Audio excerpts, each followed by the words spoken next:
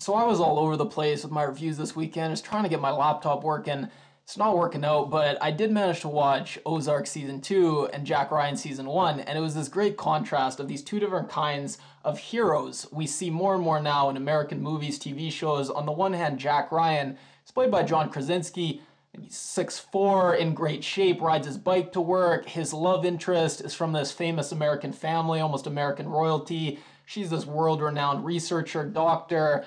They have this perfect true love, ever faithful relationship. He's, like I said, in great shape. He's able to beat up the bad guys, but is also a Boy Scout, never breaks the rules, doesn't think that to fight evil, you ever have to cut corners. So he's this interesting, almost unattainable figure, just one step removed from Captain America, Superman. Then you have Marty Byrde on Ozarks, and played by Jason Bateman.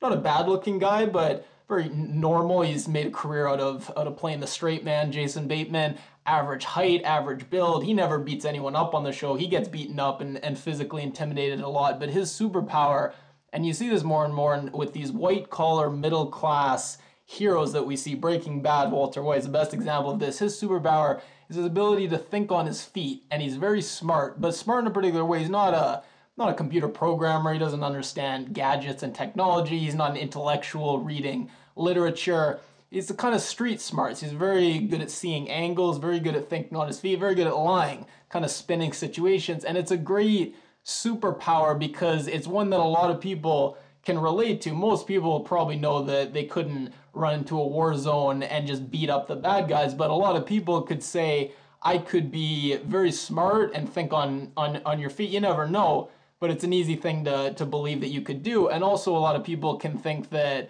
what Marty does is he's also able to be very ruthless, and he's able to cut corners and do really, really morally questionable things to protect his family. Where have we heard that before? And that's another thing that people sitting at home, everyone can think that if things came down to it, I could make that tough call for the good of my family. And Marty's wife, Wendy, very relatable, unemployed. They don't have this true love, unshakable bond. She cheats on Marty. They have this dysfunctional love-hate relationship at times, almost sometimes a business arrangement just to raise the kids. And Marty is not this perfect dad that his kids just look up to him and idolize him. He's not able to relate to them, doesn't really get them, but nonetheless, he's the kind of guy he's going to make the tough decisions that in this dangerous world, I'm going to make those tough calls so they're safe and maybe they don't have to make these ruthless, brutal decisions that I have to. And that gets to the point where in Jack Ryan's world, he works for the US government fighting terrorism, and there's debate over the tactics that the United States might use, whether drones or actual soldiers going in is the better tactic, but the basic mission of the United States to fight terrorism is never questioned, and it's very good. And fundamentally, the United States is a good country, a force for good, and the world is a good place. And if you just follow the rules, just be a good person, things are going to work out. Very different than Ozarks, which is basically a very nihilistic interpretation of the world, where everybody, the politicians, the hillbillies, the cartel, just all these stereotypes, the feds who fight the cartel, they're just as rotten. Everyone is rotten and corrupt to the core. It seems the entire world is just rotting, and for being a hero in this case and looking out for your kids is not the traditional view of what we think heroism is. And that's how Ozark opens with this monologue that says we have to rethink what good parents are. We have to rethink, our basic idea of what heroism looks like when we know we live in this very, very cutthroat world. And I do think it's a fair criticism that Ozarks takes this nihilistic view of the world and doesn't really say anything else. I thought originally it was going to have some larger point, some larger message, but it is just wallowing in grimness and nihilism, and there isn't much to say. It's a critique of capitalism, but it doesn't offer any alternative. It doesn't seem to say that there's any escape in capitalism. Capitalism is just this force, and there is some interesting symbolism. Season 1 had it more. There's an interesting difference between the hillbillies and the rednecks, as hillbillies having this connection to the earth and these kind of deep ties and roots. They gave them this kind of strength that you could leverage. And very interesting metaphor about there's a bird that someone wanted all the birds in Shakespeare to be in North America, so they brought this bird. This bird just spread and started just choking out all these other forms of life, and obviously Marty Byrde the last name. So there's interesting symbolism that just drove home this glumness and this grimness, but as far as looking for any kind of message, any kind of takeaway, I don't think it's there. I also think everyone criticized Breaking Bad and said it's a glorification of Breaking Bad, and I don't think it was. I think it was a good critique of Walter White. I think that Ozarks, though, it is a glorification, and it can't help but glorify, you know, not settling for this middle class existence, not settling for not getting what you're owed, and letting the people who run the world, you know, get all the benefits, and you just be a worker bee. So I think it is a glorification of Marty, inevitably, even if it doesn't try to be. And it's a show that chooses to be addictive and compelling. If there was another season put out right now, I would immediately watch it, because it traffics in these pulpy stereotypes of the hillbillies. At one point, the dad of Ruth, one of the characters, mispronounces Einstein as Einstein.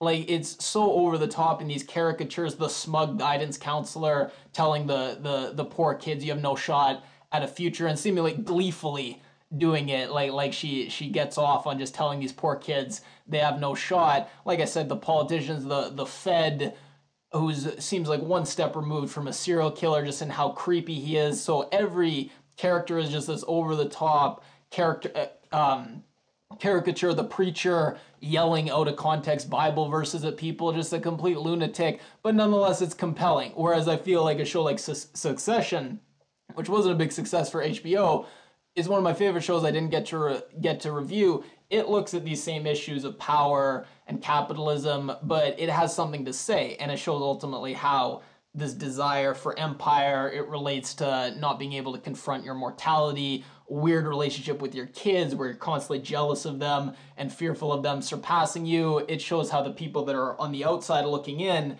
and idolize these super rich and their lifestyles, how they're even more pathetic than even the people, because the people that are in the circle, at least they recognize the dysfunction and how it's a bit of a gilded cage. The people on the outside looking in, who are just kind of the lackeys, just doing anything to get in there, it's in some sense worse, because you see just how you're chasing something that you shouldn't even want. But I will say the cinematography for Ozarks really is great. It sets up this ethics of just grayness and moral ambiguity, and the cinematography just consistently matches that. Everyone's half bathed in shadow all the time. Like, oh, there's these light and dark elements constantly competing. You know, everyone's kind of morally gray. Just everything's overcast. The weather, the grungy. There's this one great scene where they're dividing up the drugs, measuring out and scaling the drugs, and someone's walking with a shotgun over their shoulder. There's this fluorescent light just weakly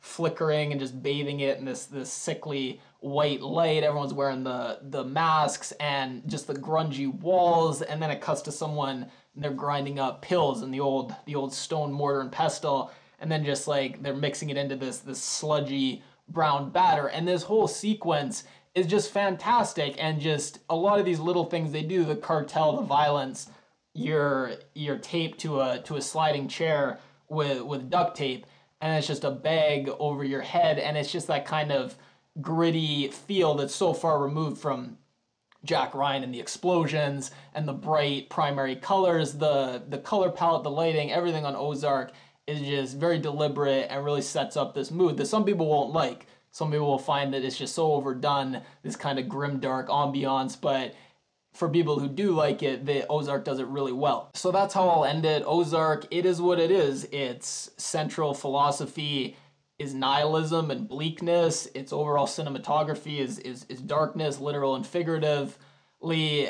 and some people like that. Some people want a little more. And Jack Ryan seems like this superficial, rah-rah America. There's some surprising moments of humanity and depth that will really surprise you if you watch Jack Ryan.